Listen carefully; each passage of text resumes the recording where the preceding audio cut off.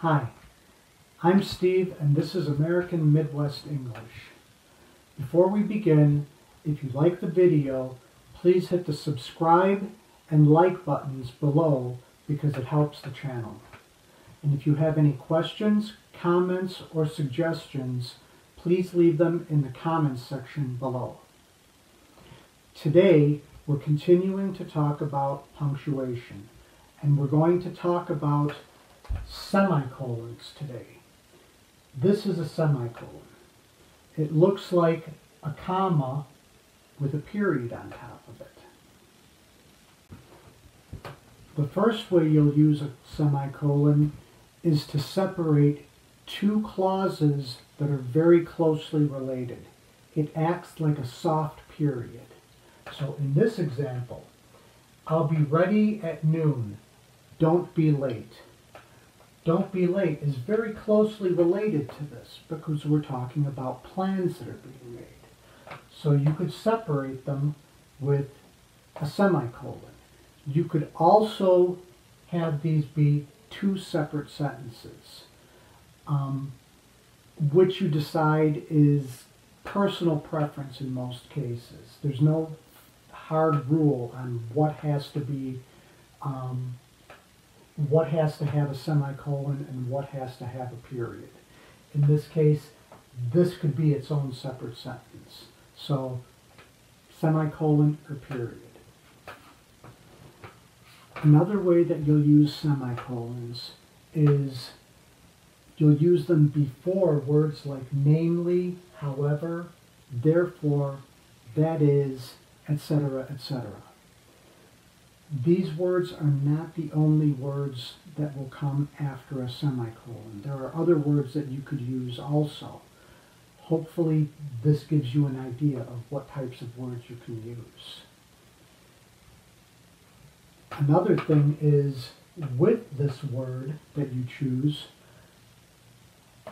you have to have a comma after it, and that word and the rest of the clause has to be a complete sentence. So in this example, I'm getting a dog. However, I don't know what to name him. I'm getting a dog could be its own sentence.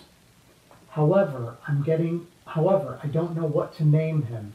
This could be its own sentence. They're very closely related, and you're using however, so you could use a semicolon if you did not want to use a period. But if you did use a period and made this its own sentence, that would be correct also. Another way you'll use semicolons is if you have a series of units and within those units they're separated by commas. So in this case, I've been to Rome, Italy, Cologne, Germany, Karachi, Pakistan, and other places too.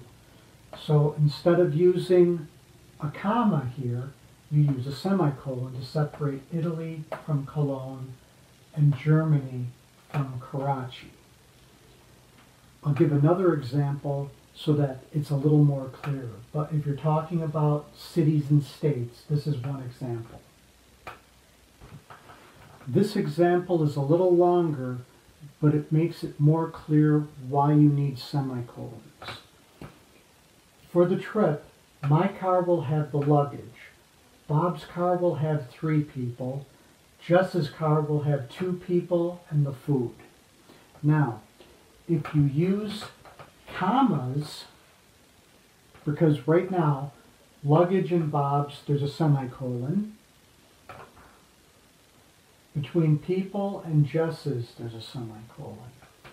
If you change these to commas, what it looks like is my car will have Bob's car which will have 3 people, and that Jess's car will also be in my car and will have 2 people in the food. The sentence is very messy, very confusing, and it doesn't really make sense. So the semicolons make it clear that there are 3 cars, each separately having things in them, instead of one car having all of these things in them. The last way that you'll use semicolons is if you have 2 independent clauses separated by a connector like and, but, or, nor, etc.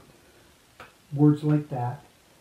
And if the first clause has 1 or more commas in it. So in this case, when I finish work, which is at 2, I'll pick you up, but I will call when I leave work.